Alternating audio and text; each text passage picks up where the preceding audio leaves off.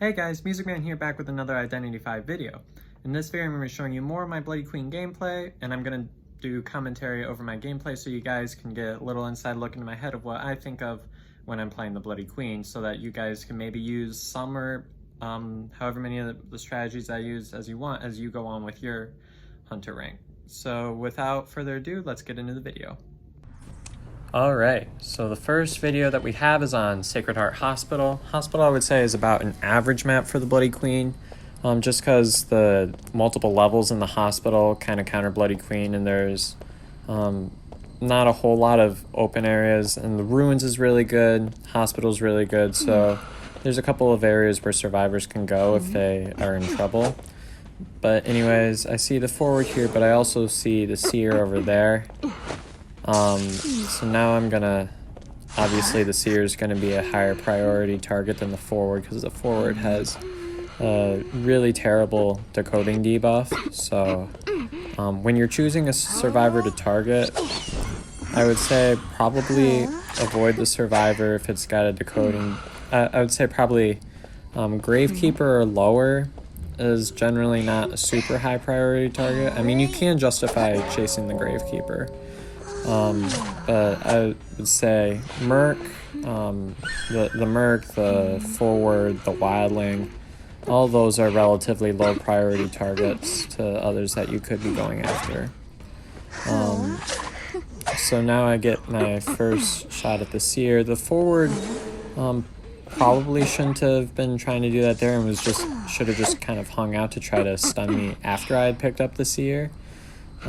But either way, I get the forward here. He tries to dash away, but I get a lucky hit there. So what I like to do with the characters with low decoding debuffs is I'm just going to stall time and leave him on the ground. You can justify putting him on the chair. However, I don't really like to do that. It takes more time to either get a survivor over there to heal up, or that's just one survivor that has no shot at decoding anything while they're in there. So the Enchantress comes for the save, and I'm going to kind of go for an early-ish hit here, but the forward uses his exit path, so that's happening. I think the forward probably should have tried to stun to assist the Enchantress. I got a really lucky hit on the Enchantress there before she stunned, but now the seer is downed again, so I'm going to take the seer. Oh wait, no, that's right. I try to get the forward because I know he's around. And with Bloody Queen, what you can do is you can use your mirror to get the forward, or at least try to get him away from the down survivor, so it's a lot more difficult for him to make a stun. So now I'm just busy taking survivors to chairs, and I get the seer over here. So now I've got two survivors in chair, the forward's down, it's up to the prisoner. So the prisoner didn't bring Tide, he's probably carrying Windows. But I get a nice lucky hit there. And I'm gonna choose to prioritize the survivor that's already been shared. And the Enchantress goes down. Now the forward's already used his exit path. Seer is dead on chair, so if I can secure a kill, generally speaking, I want to try to do that as soon as possible. Because if you stall long enough, then they'll try to heal up and stuff. And the forward went AFK there for a little bit. So that kind of put the survivors at a disadvantage. But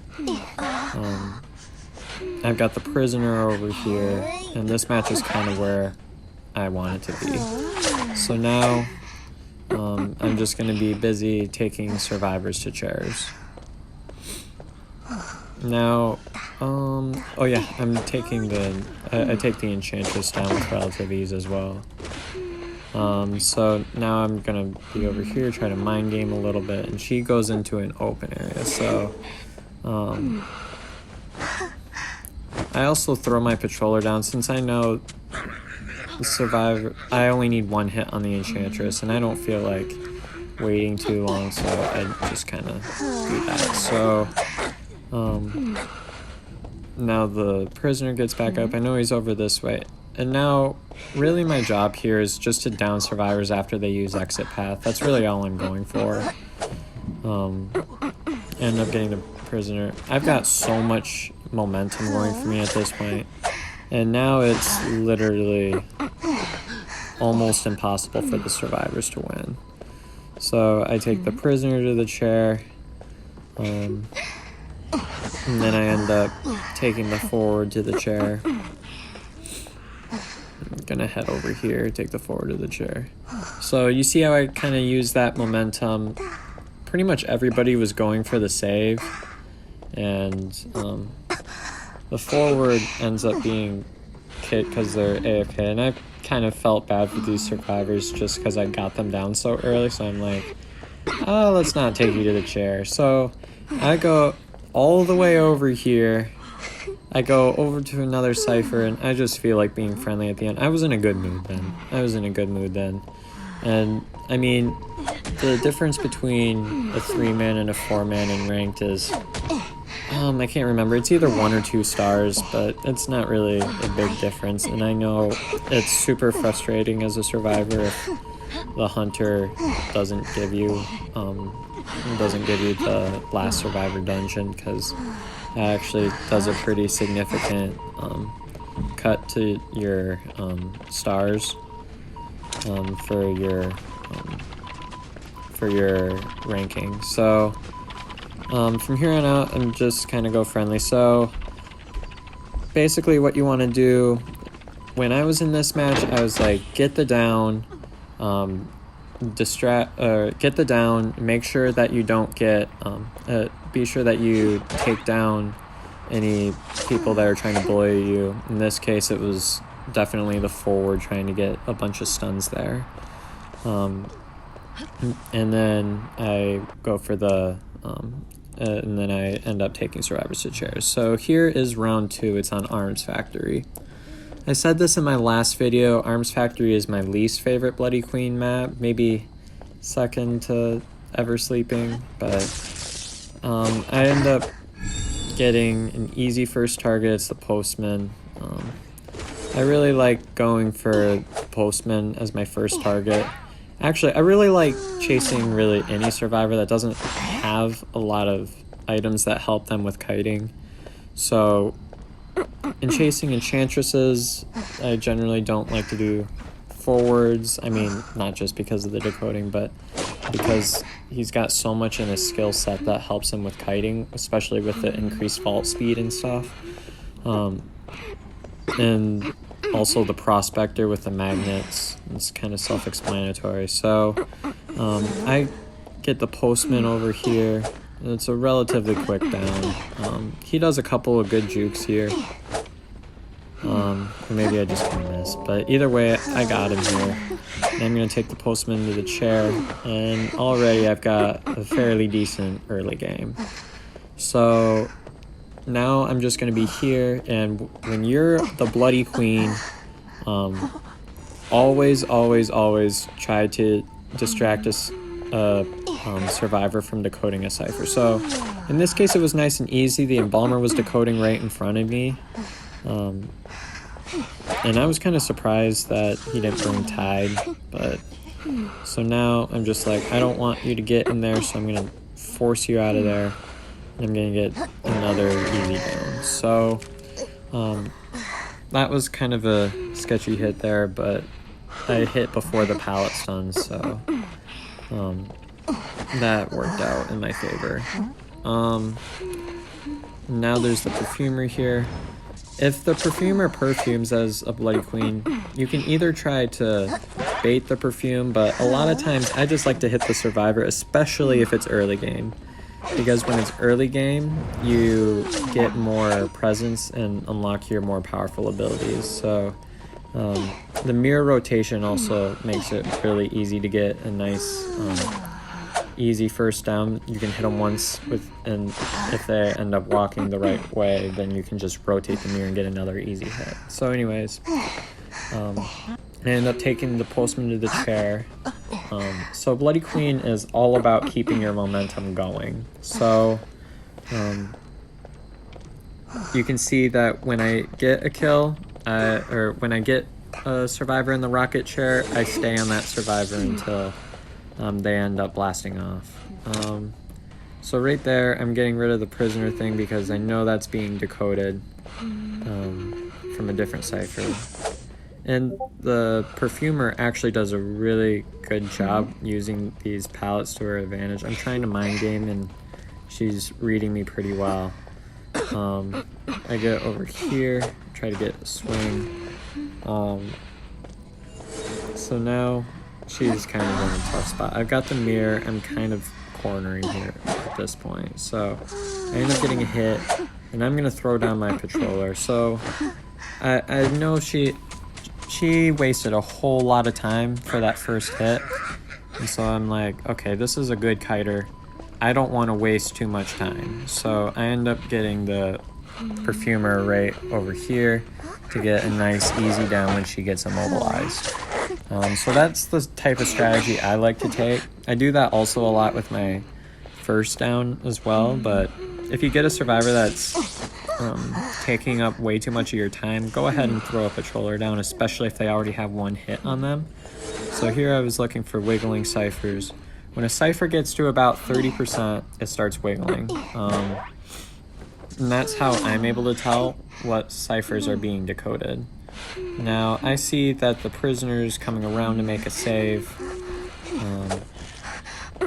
There's also only one cipher left, so I'm also really aware of like the stage that we're at in the game. We're getting to close to late game. So, which this means, instead of going after the perfumer, I go after the prisoner. Because even if I down the perfumer, if that cipher is primed, then all he has to do is finish that cipher, and then I'd have to down the perfumer again, and I don't like that. So I end up trying to use my map kind of awareness to look around and making sure that cipher doesn't get popped. And I see that I personally think that the perfumer should have tried to finish the cipher, since that would have gotten the prisoner up anyway. So I use my trump card there to abnormal the cipher, so now it's not primed anymore. Now they have to spend a whole lot more time to finish that cipher up. So I downed the perfumer there. She was trying to decode that cipher again, so I was like, no, you're not doing it. And remember, the perfumer's already been chaired, so that was a high priority target in the first place. So obviously I'm gonna stick her back down on the chair. So that was her second chairing. And now I see that the embalmer's here. It was kind of a risky move for the embalmer to attempt to save, but I was working to make sure that that cipher wasn't getting primed by the prisoner, because if that cipher gets primed, then it pushes the game to end. So in the game, you got the survivors, which are trying to push to end game as quickly as they can, and you got the hunter, which is trying to drag it out as long as they can. So whatever I can do to stall that last cipher, I'm going to do.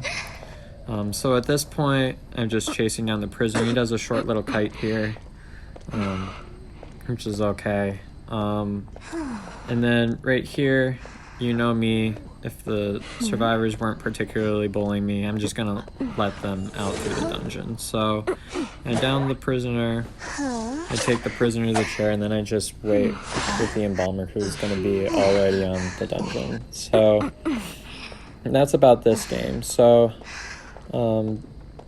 yeah, I made sure that throughout the game I had map awareness, making sure that last cipher doesn't get popped. That's a big one. That's a big one. A lot of hunters aren't really don't really know how to work with that so much. Like a lot of hunters will go all chase and not necessarily map pressure. But I would say that map pressure is arguably just as important as chasing or camping in the game, because if you can stall that cipher rush out, it doesn't matter how long it takes you to down a survivor. If there are no ciphers decoded, then it doesn't really matter how far they get, or how long they kite, because nobody's decoding. And this is the strategy that a lot of Mad Eyes mains take too. They will take any opportunity that they can to disrupt the Cypher Rush. And I think that's really important to play as any hunter. So you can see what I kind of did there, and we're just about wrapping up the game. And yeah, that's the gameplay. Well guys, I hope you enjoyed this video and found it helpful. If you did, please hit that like button and subscribe to my channel for more content like this. And see you next time. Thanks for watching.